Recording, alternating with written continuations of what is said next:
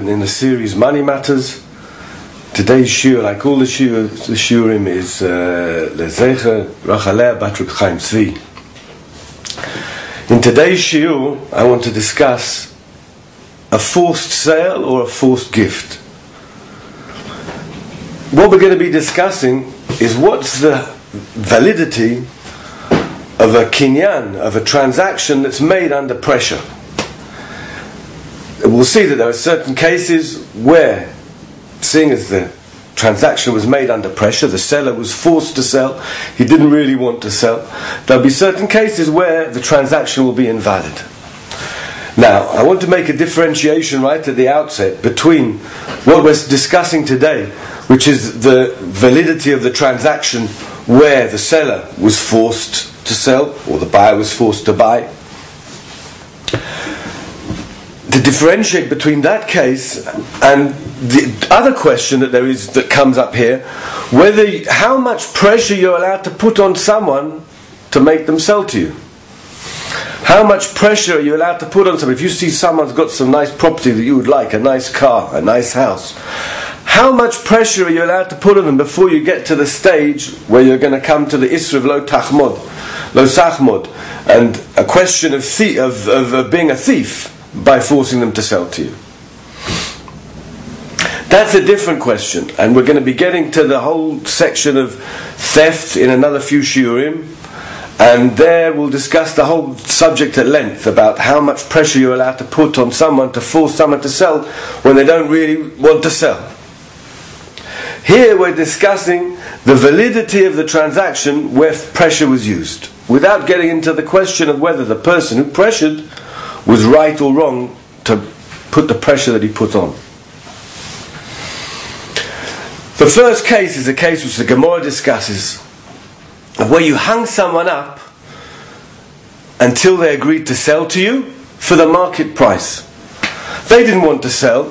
You hung them up by their fingernails, by their toenails, and listen, I'm going to pay the market price. Do you agree to sell? No. Yes. He gets the cash. The ownership transfers to the guy who tortured him, who forced him to sell. We paskin tului v'zavin, if you forced someone, you hung them up until they agreed to sell for the market price, and they got cash, they got the proper market price for their property, that the sale is valid. Why?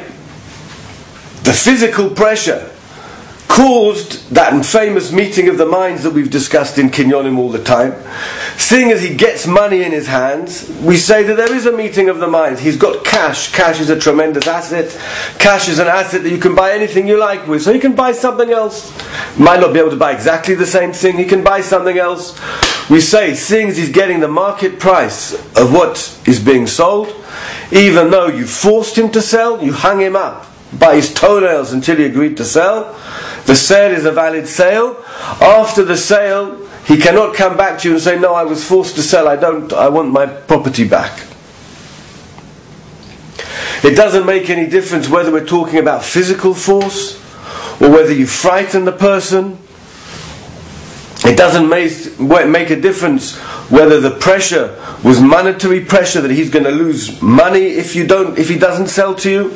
You're going to smash his car up if he doesn't agree to sell you the car, or if you're going to break his arm if he doesn't sell you the car. As long as he gets the market value, then the sale is a valid sale. Now the poskim mentioned one thing, that if you have, let's say you have some leverage on the guy and you're threatening to take him to court, to the Goisha court, to a secular court, so that's not necessarily considered enough pressure for making this sale valid. Because a lot of people make such threats but they would never carry them out. The rule here is it has to be a threat that would be carried out. Now, the only way that the seller can avoid the problem, and maybe he really doesn't want to sell, he's being hung up by his toenails, he really doesn't want to sell, he has to make a declaration in front of two kosher witnesses, that he is being forced to sell. This sale that I'm about to make, I'm being forced to do it against my will, I don't want to make the sale. He has to make that declaration. In addition, the witnesses must know that he's telling the truth. They must themselves know independently, not from him, that he is being forced to sell.